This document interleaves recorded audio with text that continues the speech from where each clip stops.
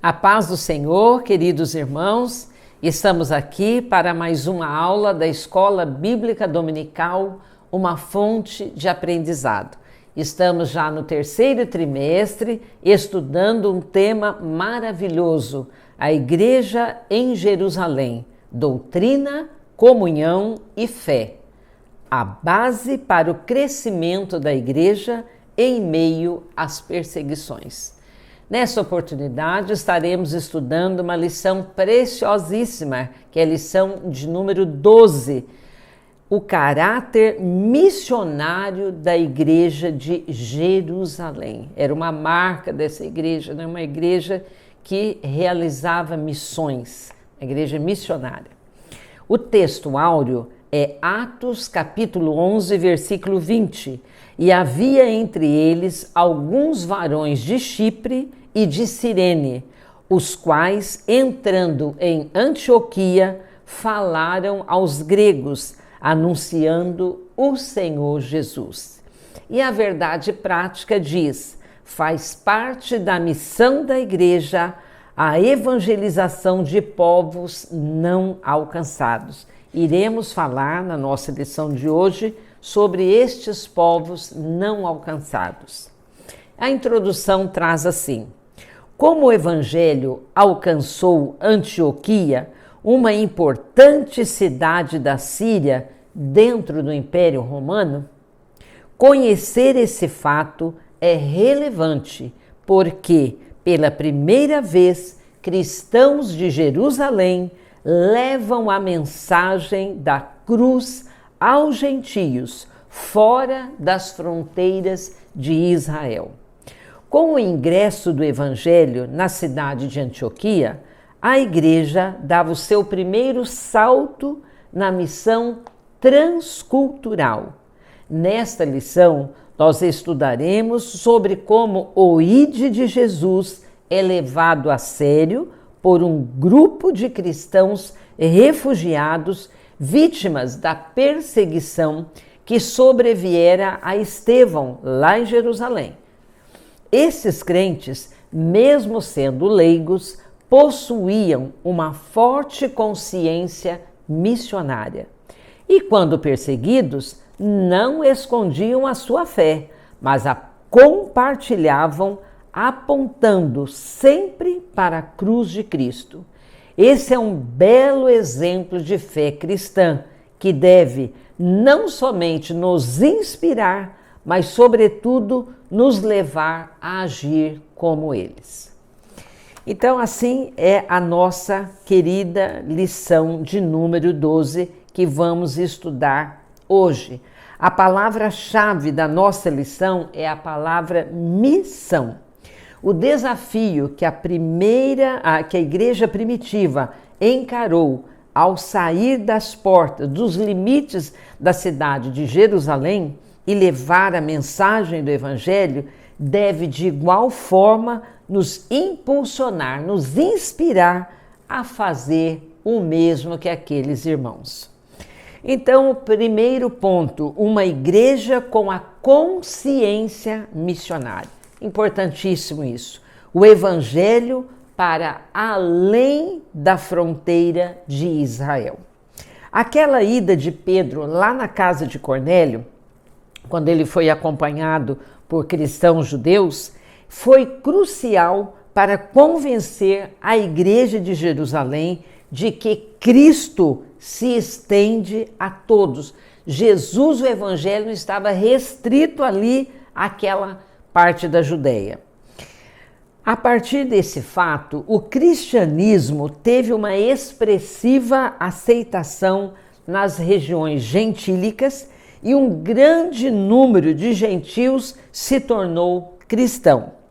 As sementes desse trabalho missionário foram semeadas depois da morte de Estevão. Parece que aquilo ali foi realmente uma semente que brotou de uma maneira extraordinária, não é? Quando muitos cristãos judeus foram perseguidos e espalhados, indo estabelecer-se em cidades distantes, fora daquela região, onde eles divulgaram as boas novas. Então, todo fato que vem acontecer, nada é por acaso. Sempre Deus tem um propósito em todas as coisas, até mesmo na perseguição e na morte de um homem, como foi o caso ali de Estevão, que morreu apedrejado. Cristãos dispersos, mas conscientes da sua missão. Não é que eles iam viajar, passear e para fugir de perseguição. Eles estavam conscientes da missão que o Senhor tinha colocado em suas mãos. As últimas palavras de Jesus a seus seguidores foi uma ordem para que o evangelho fosse pregado em todos os lugares. No entanto, eles pareciam relutantes à ideia de deixar Jerusalém. Foi necessária uma intensa perseguição para espalhar os cristãos de Jerusalém pela Judeia e Samaria, para onde Jesus lhes havia instruído a ir. Foi na Antioquia que o cristianismo alcançou um caráter de missão mundial. Foi onde os cristãos ativamente pregaram para os gentios que não ainda adoravam a Deus. Por onde eles foram, eles testemunhavam, eles falavam de Jesus com coragem, com fé, com convicção. A consciência missionária, seja ela em nossa cidade, né, a missão chamada missão urbana, ou seja aos povos não alcançados, a missão transcultural, ela precisa estar viva dentro de nós. Essa consciência, saber que isso é um compromisso que nós temos diante de Deus. Cristãos leigos, mas capacitados pelo Espírito. Com exceção de Jerusalém, a Antioquia da Síria foi a cidade que teve o papel mais importante do que qualquer outro ali para a igreja primitiva. Depois de Roma e Alexandria, Antioquia era a maior cidade ali do mundo romano. Lá, a igreja gentílica foi fundada e os primeiros crentes foram chamados de cristãos. Isso está em Atos, capítulo 11, no versículo 26. Paulo usou a cidade como base durante as suas viagens missionárias. Havia ali muito culto pagão, promovendo imoralidade sexual e outros danos terríveis. Era também um importante centro de comércio que servia de rota para o mundo oriental. No verso 20, diz que havia entre eles alguns varões de Chipre e de Cirene, que entravam em Antioquia e que a mão do Senhor era com eles, e grande número creu e se converteu ao Senhor. Está lá no versículo 21.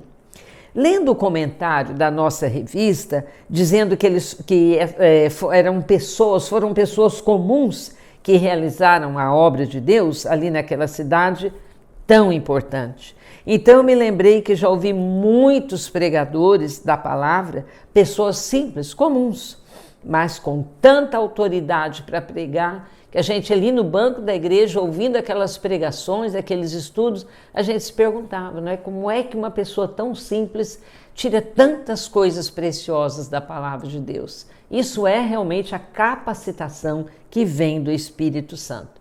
Então a gente vê a diferença de quando, não é, Deus capacita e reveste, coloca unção mesmo, num homem comum, uma mulher comum. Já todos certamente temos ouvido de pessoas bem letradas, preparadas intelectualmente, que ao usar o púlpito, confiados em si, apenas, né, na sua capacitação pessoal, e sem buscarem o poder do alto. E o resultado espiritual é um fracasso. O verso 21 diz: e a mão do Senhor era com eles. Certamente isto faz toda a diferença. O ponto 2. Uma igreja com visão transcultural. A cultura grega, chamada cultura helênica, né, de certa forma aqui, esse tópico ele já foi assim, explorado anteriormente, quando nós falamos da saída dos cristãos judeus para além das fronteiras da Palestina, indo para Antioquia, onde eles anunciavam Jesus aos gregos. Portanto, aqui eu quero destacar a importância da preparação dos nossos missionários antes de partir para o campo onde eles foram, chamados. Aqui na nossa igreja mesmo, nós temos curso, de preparação, um curso básico, e há estudos que a pessoa até aprende a língua para o país lá onde ele está se preparando, onde Deus o chamou. E ali nesses cursos eles aprendem os costumes, os rituais daquele lugar onde ele vai ser designado, que ele tem que contextualizar, ele tem que saber o lugar onde ele está indo, o que é que ele vai encontrar. Então, a religiosidade daquele local, tudo aquilo que interessa, os costumes, festas, comidas, tudo aquilo que é relacionado àquele lugar onde o missionário vai trabalhar. Enfim, tudo que se faz necessário para que ele tenha uma visão geral antes dele partir para o campo. E possa, então, dessa forma, com todo esse conhecimento, ele partir para a evangelização com estratégias corretas e sempre na direção do Senhor. É lógico que toda essa preparação é necessária, mas junto com ela, a preparação espiritual, a oração, a unção da parte de Deus, isso nossos pastores, antes dessas pessoas, dos nossos missionários irem, é feito todo um exame, é orado. Então, há uma preparação de uma maneira geral, ampla, para que essa pessoa realmente vá com segurança para o campo missionário. Contextualizando a mensagem.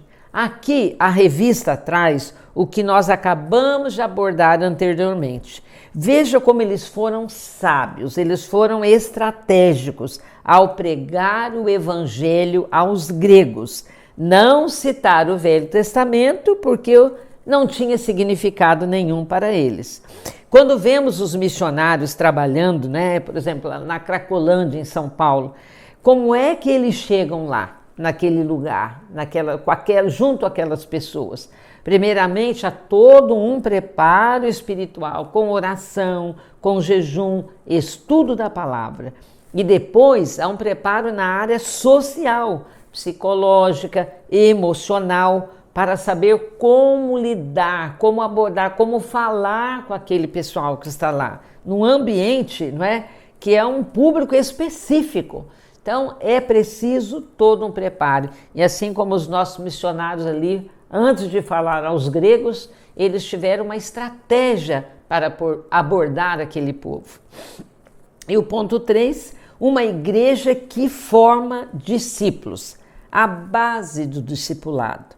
Uma coisa era aceitar os convertidos gentios em uma igreja predominantemente judia, mas agora, lá em Antioquia, uma grande cidade do império, foi estabelecida uma igreja predominantemente gentia.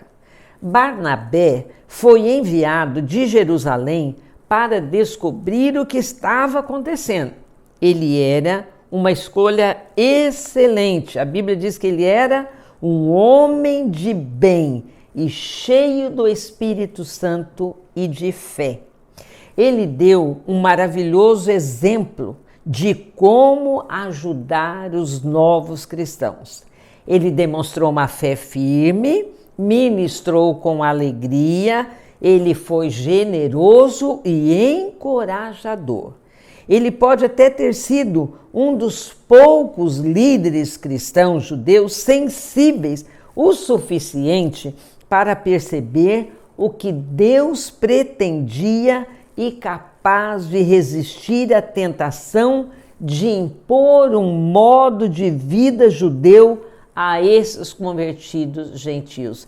A gente, às vezes, muitas vezes, por falta de tato, de saber lidar com o novo convertido, a gente vê em muitas igrejas a pessoa querendo, crentes, líderes até, querendo de um dia para outro que aquela pessoa mude completamente, mude o cabelo, mude a roupa, e não é assim, O trabalhar de Deus é diferente da maneira como a gente pensa. Deus muitas vezes vai trabalhando devagar, às vezes uma pessoa que fumou durante os anos, não é? Ela tem dificuldade, não consegue parar de fumar imediatamente. Então a gente tem que ter paciência, saber como lidar, orientar, saber como falar para não ferir aquela pessoa. O novo convertido é um bebê espiritual.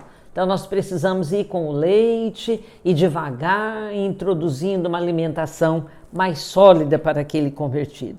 Então que nós possamos aprender, não é, com atitude sábia e amorosa de Barnabé ao lidar com os novos convertidos em nossas igrejas. Tudo no tempo de Deus vai se encaixando no lugar. Denominados cristãos. A nova igreja em Antioquia era uma curiosa mistura de judeus que falavam grego ou aramaico e de gentios. É significativo que este seja o primeiro lugar onde os crentes em Jesus foram chamados de cristãos, aqueles que seguem a Cristo, porque tudo que eles tinham em comum era Cristo. Não se identificavam pela naturalidade, pela cultura, nem pelo idioma. O amor de Cristo ultrapassa todas as fronteiras e une todas as pessoas. Que coisa linda é o amor de Cristo, né? Ele realmente rompe fronteiras culturais, fronteiras de língua. É uma coisa maravilhosa que o Espírito Santo faz quando ele entra na vida de uma pessoa. A identidade cristã. É preciso parar e pensar. O que realmente mostra que somos representantes de Jesus aqui neste mundo? O que é a nossa identidade, a marca da nossa identidade? Apenas por estar no hall de membros de uma igreja? Comparecermos semanalmente aos cultos? Sermos generosos para com o nosso próximo? Na conversa de Paulo com o rei Agripa, lá em Atos 26, 28 e 29, Paulo não reagiu ao sarcasmo do rei, mas fez um apelo pessoal. É um bom exemplo para nós, pois ele dá um testemunho pessoal e sincero da sua fé, de modo que aquilo penetre, não é, os corações endurecidos daqueles homens. Nós precisamos fazer a diferença nesse mundo e sermos realmente sal aqui nessa terra e luz nesse mundo tão escuro, cheio de pecado. É isso que Jesus quer, é isso que Jesus nos conclama para sermos essa igreja com essa característica missionária, realmente termos o amor de Cristo pelos perdidos que consegue transpor barreiras. E a conclusão diz assim: aprendemos com a providência de Deus que ela faz com que o Evangelho chegue por meio da igreja a povos não alcançados. O que se destaca não é uma metodologia sofisticada de evangelismo, mas a graça de Deus que capacita pessoas simples e anônimas a realizarem a sua obra. Quem deseja fazer, Deus capacita. Eu achei isso aqui muito importante. Quem deseja fazer, Deus capacita e prepara. Ninguém jamais terá tudo o que precisa para cumprir a obra de Deus. No entanto, se Deus tiver tudo de nós, olha que forte isso, irmãos. Se Deus tiver tudo de nós, Ele nos habitará a realizá-la.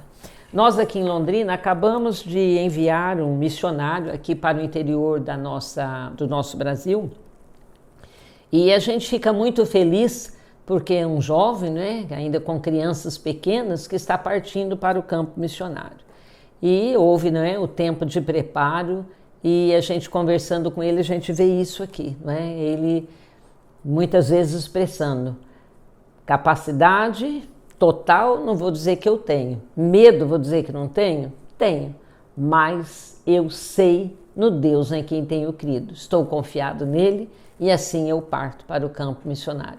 E aqui fica a igreja orando, contribuindo, ajudando da melhor forma. E assim, irmãos, a igreja caminha, não é? Realizando missões, que esse é um dos papéis mais importantes que a igreja realiza. Desejamos uma excelente aula nas igrejas, onde vocês estarão lá estudando, e que não deixem de comparecer a essa aula tão importante e estarmos conscientes de que nós precisamos e devemos ser uma igreja realmente missionária. A paz do Senhor para todos.